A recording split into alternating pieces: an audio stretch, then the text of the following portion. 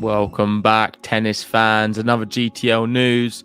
And since the women's quarterfinal news video I did yesterday had so much success, I'm back again, this time covering the men's. Me and Ben covered some matches last night.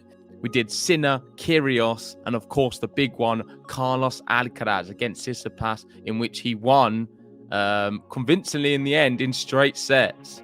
It was a pretty amazing match.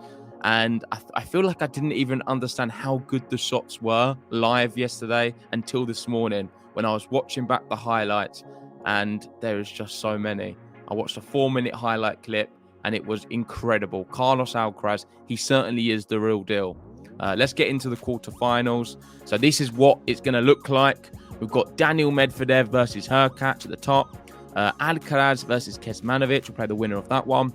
On the other side, we've got Sinner versus Cerundolo, and they'll play the winner of Casper Ruud versus Zverev. I think there's only one place to start, and that's going to be right at the bottom on the left-hand side. Carlos Alcaraz, Miomir Kecmanovic. I'm going to start with Kecmanovic as well because he's just been outstanding. He's had a very tough tournament, and I feel ever since Djokovic wasn't able to play the Australian Open and was deported, Kecmanovic has taken every opportunity he's been given, and he's looked an absolute world beater ever since. His game's come on leaps and bounds. His serve's always been solid. I think it's improved. There's not really many weaknesses. Mentally seems very resilient.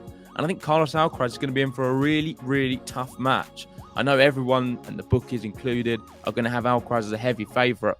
I think it's going to be tough. I mean, Kecmanovic has beaten some tough opposition to get to this stage. And I'm talking the likes of, Jack Sock, Felix, Korda, Fritz, who won Indian Wells.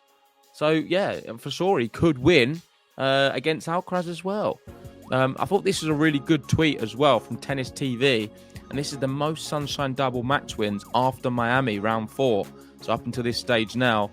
So if you combine the two Indian Wells and Miami, we've got Kecmanovic right at the top with 9 victories. Fritz, of course, won the last one. He's on 8.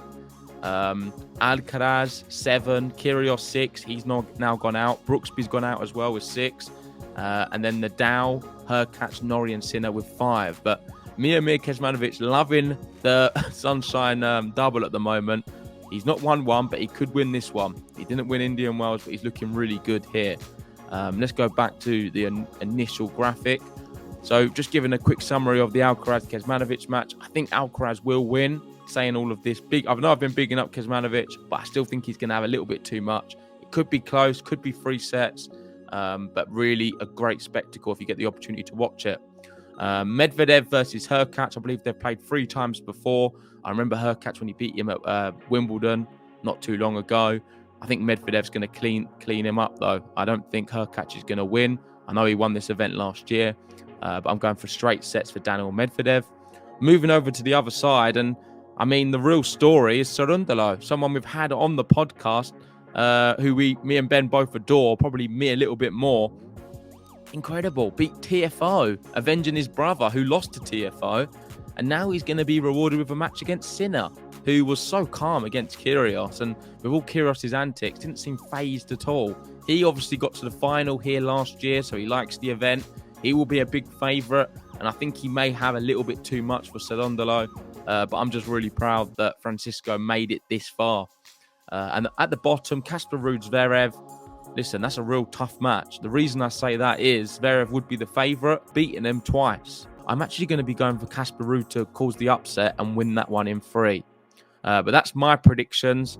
Let's have a look at what other people have been saying. We've got Gil Gross here, a really good tennis analyst. Does a great YouTube channel as well. Go check it out if you haven't seen it. He's saying, Alcaraz is special because you don't know what to be most impressed by. The speed, the power, the lob, the drop shot, the mental. I don't know. All of it. That's how you know. I agree completely. This is a really good tweet because there isn't a weakness in his game. Probably the thing I'm most impressed by, I'm going to say, based off last night, it would be the lob. There were so many great lobs. But overall, from what I've seen of him, I would say the drop shot is his most impressive attribute. And then the final one I want to just end with is a nice tweet from Francisco Cerundolo, just sort of celebrating his amazing victory, saying, "What to say? to the quarters. Thank you all so much for the support and the messages. It's incredible. We continue tomorrow, Wednesday, at the Peter Staples Arena. And we're going to be wishing him the best of luck in his match. It's going to be a big one against Sinner. I don't think he can do it, but you never know. He's been proving a lot of people wrong this event.